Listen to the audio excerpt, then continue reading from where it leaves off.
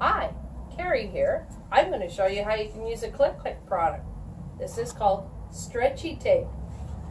You're going to take a beautiful 11-inch balloon, tie it at the top of the neck,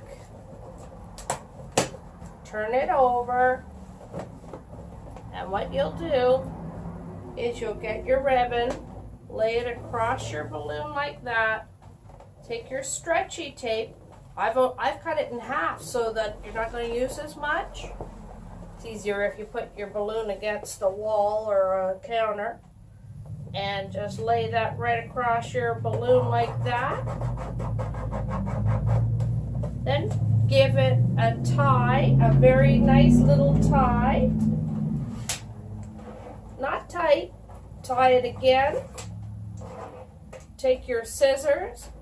Hold the end like that and pull. Give it a little bit of a curl so that it looks really pretty. And then you're going to take the end up here and just snip it off. And then you'll have something that looks like a nice little Easter egg for Easter. Look at that.